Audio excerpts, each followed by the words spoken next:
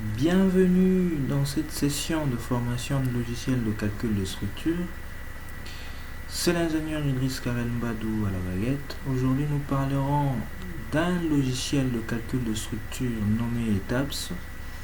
ETABS est un logiciel de calcul de structure de la famille CSI Computer and Structure, réputé pour être un des logiciels de calcul de structure en béton armé ainsi que métallique. ETABS a une certaine facilité de pouvoir générer directement le plan d'armature à travers l'extension CSI Detail. CSI Detail qui est là. Cette extension permet facilement de pouvoir générer le plan d'armature. Comme je le disais, ETABS est un logiciel de la famille CSI. Dans cette même famille, nous avons le logiciel SAP 2000 et nous avons le logiciel CEF 2016 qui permet de pouvoir faire la fondation. Sans plus tarder, nous allons basculer directement dans l'interface de notre logiciel ETABS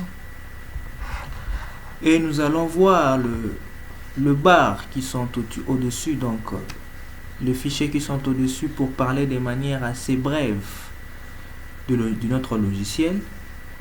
Nous allons pendant toute cette session parler de ces logiciels en commençant par comment modéliser, comment charger, comment analyser ainsi que calculer, et à la fin de compte nous finirons par sortir le plan d'armature à travers l'extension CSI Detail. Nous commençons par file qui veut dire simplement fichier. C'est là que nous allons ouvrir le nouveau modèle, donc le nouveau fichier, commencer un nouveau projet. Il y a Open, il y a Close, il y a Sauvegarder et Sauvegarder en donnant un certain nom à notre fichier. Nous avons aussi l'endroit où on peut importer des fichiers venant de plusieurs autres extensions, par exemple Revit Structure, DXF, IFC, qui est généralement une extension provenant de CIP. On verra ici aussi en bas qu'il y a la possibilité de pouvoir exporter, créer une vidéo et autres. Nous avons aussi Edit, nous avons View, nous avons Define. Éditer, où on peut facilement couper et modifier quelques éléments de notre structure. View, c'est pour voir, donc c'est les vues que nous pourrons avoir dans notre fichier. Define, c'est là qu'on va définir le section de notre, on va définir le matériau ainsi que le section qu'on va utiliser dans notre projet. Draw, c'est là où on va dessiner nos éléments de structure. Select, c'est là où on va sélectionner nos éléments de structure et nous allons analyser nos éléments de structure. Nous avons Option où on va modifier quelques éléments tels que les unités et autres dans ces logiciels ETABS. Sans plus tarder, nous allons passer dans New Model. Dans New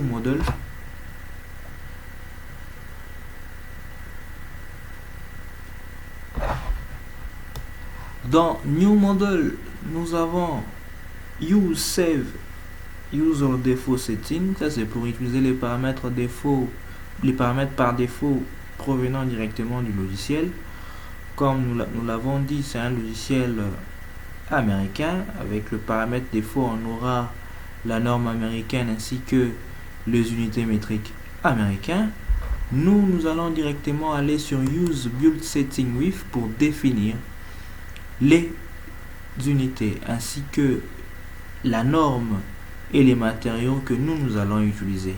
Ici, nous voyons très bien que nous, en réalité, au début, quand on ouvre pour la première fois le logiciel ETABS, généralement dans Display Unit, ça vient avec les unités US Customary qui sont des unités carrément utilisées par les Américains. Mais nous allons prendre le système international métrique. Et puis au niveau de Style Section Database, nous allons prendre les matériaux européens. On va prendre le matériau européen et non le matériau américain. Donc tout dépendra de votre zone où vous vous trouvez. Les Indiens utiliseront le matériau indien, les Russes utiliseront le matériau russe. Nous allons prendre les matériaux européens. Au niveau de Style Design Code, pour la norme de la structure métallique, nous allons utiliser l'Eurocode 3, et pour le Concrete Design Code, pour la norme au niveau du béton armé, nous allons utiliser la norme Eurocode 2 2004, et nous allons cliquer sur OK.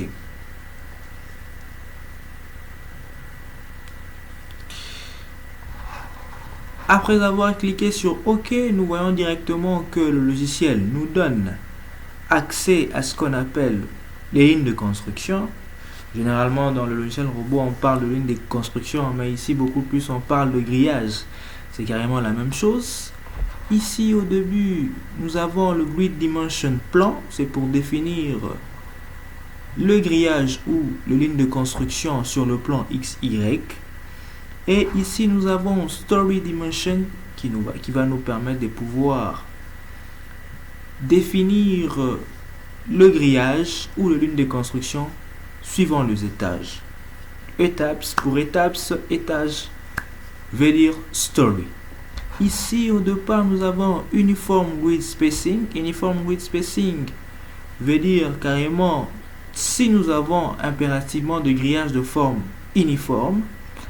C'est ici que nous allons définir de manière assez uniforme nos grillages. On a d'abord le nombre de lignes dans le sens de X. Si nous avons une forme assez identique, on peut définir le nombre dans le sens de X, on peut définir le nombre de lignes dans le sens de X. On peut aussi définir le nombre de lignes dans le sens de Y, et puis définir les espacements de grillage dans le sens de X et dans le sens de Y. Notez bien qu'ici, on utilisera cette partie seulement si nous avons deux formes assez identiques de nos lignes de construction ou de notre grillage, qui va nous permettre de pouvoir modéliser nos éléments de structure. C'est la même chose aussi du côté Story Dimension. Dans la partie étage de Story Dimension, nous avons aussi la possibilité de pouvoir définir le nombre de story, le nombre de étages, ainsi que définir le typical story height, la hauteur de notre étage typique. Et ici en bas, on peut définir la hauteur sous plafond de notre rez-de-chaussée, qui veut dire carrément bottom story height. Alors, si nous n'avons pas de grillage ou de ligne de construction de forme identique, nous allons basculer sur la partie Custom Grid Spacing. C'est là qu'on va définir les espacements si nous n'avons pas des espaces identiques. En cliquant sur Custom Grid Spacing, nous allons entrer sur Edit, qui veut dire carrément éditer les grillages. Et ici, dans Edit Spacing, nous avons, quand nous cliquons à l'intérieur, nous avons Display Grid Data as Ordinate. Quand on parle d'ordinate, généralement, on voit ici qu'il faut mettre la longueur ou bien les distances tout en faisant le cumulé. Si vous ne faites pas le cumulé, le logiciel à cet endroit ici va commencer à faire confondre les lignes de construction. Par exemple, je donne un exemple assez rapidement. Si ici j'ai un espacement, je commence par 0, et que ici je mets 4, là je mets 4, là je mets 4, vous allez voir, vous allez remarquer une chose, que à partir de l'axe de la ligne B, des axes de Y, C et D, ils sont totalement confondus. Or, en réalité, si nous faisons le cumulé directement, ici nous avons 4, là nous passons à 8, et là nous passons à 12, nous remarquerons que de ces côtés, nous n'aurons pas de lignes confondues. Ça, c'est Display Grid Data as Ordinate. Si nous passons sur Display Grid Data Spacing, avec Display Grid Data Spacing, nous, on ne fait que définir les espacements de notre grillage sans pour autant faire le cumulé directement. Le logiciel lui-même va carrément prendre en charge le cumulé. Il fera le cumulé à notre place. Par exemple, ici nous avons 4. Là, nous avons 5. Ici, nous avons 7. Et là, nous avons par exemple 5. Nous allons nous rendre compte que le logiciel lui-même a déjà fait le cumulé et il n'a fait que l'espacement de notre grillage comme il se doit. Si nous voulons ajouter d'autres lignes de construction, nous allons cliquer là et nous ajoutons d'autres lignes de construction. Là, c'est dans le sens de X. Si nous venons dans le sens des Y, c'est carrément la même chose. Vu que nous avons basculé dans Display Grid Data as Spacing, nous allons impérativement ici aussi définir par exemple nos distances dans le sens de X sans tenir compte de cumulé. Le logiciel lui-même se chargera de pouvoir faire le cumulé.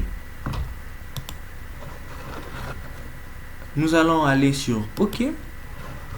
Et au niveau de notre Story Data, nous allons faire la même chose. Nous allons venir dans Custom Story Data, Edit Story Data. Et ici, nous avons la possibilité de pouvoir modifier nos étages. Ici, nous avons le Story. Nous pouvons nommer facilement de nous-mêmes RDC, rez-de-chaussée. On peut ici nommer étage 1. Ici, nous allons mettre étage 2. Ici, nous allons mettre étage 3. Et là, nous allons mettre étage 4. De manière assez illustrative. Ici, nous avons le hauteur sous plafond que nous pouvons définir facilement de nous-mêmes en tenant compte de notre plan que l'architecte nous a remis ou que nous avons conçu nous-mêmes. On peut définir ici la hauteur sous plafond de chaque étage. Nous, quant à ça, nous gardons le 3 de manière assez illustrative pour commencer. Et au niveau de l'élévation, il fera le cumul lui-même pour donner la hauteur totale de notre bâtiment.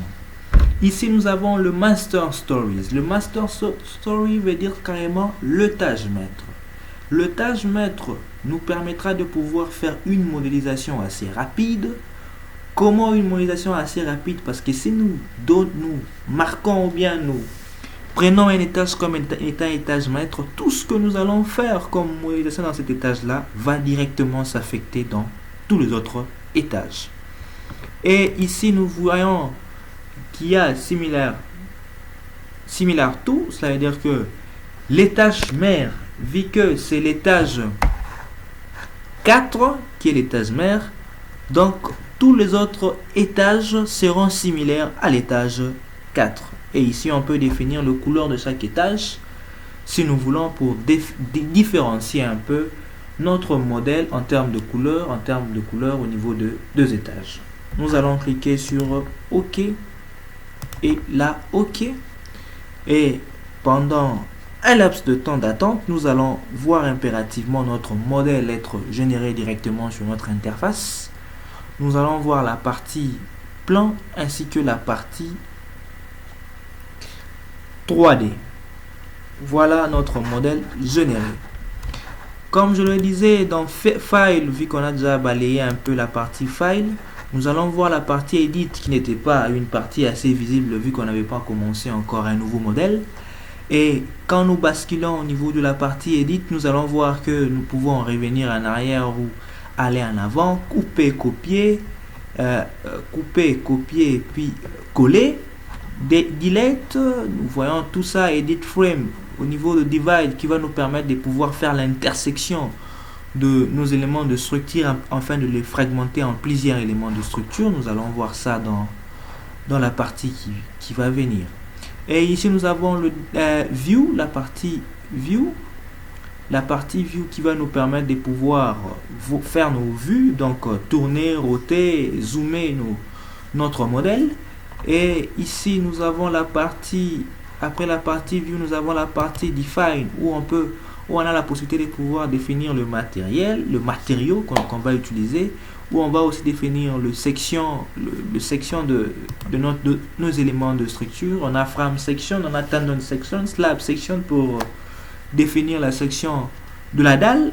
Frame, c'est pour définir la section. Frame section, c'est pour définir la section de poutre, colonne, longrine, poutre palière, poutre de redressement. Le slab selection, c'est pour définir la dalle, le radius général et autres. Le deck section, c'est pour définir d'autres types de dalles comme le dalle alvéolée et le dalle ennourdi. Et le wall section, là, c'est pour définir le voile.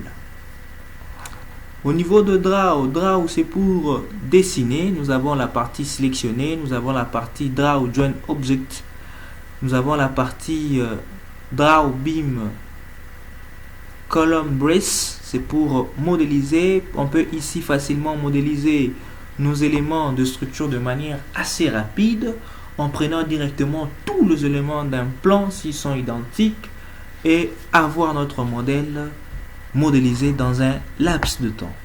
Ici, nous pouvons sélectionner ou désélectionner quelques éléments de notre structure.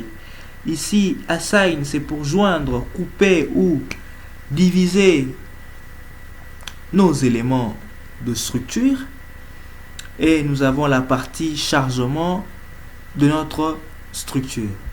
On va voir ça. Ici, nous avons analyse où on peut checker le modèle pour voir s'il y a de choses à retoucher ou bien notre modèle a été bien modélisé, s'il y a des erreurs à corriger ou autre.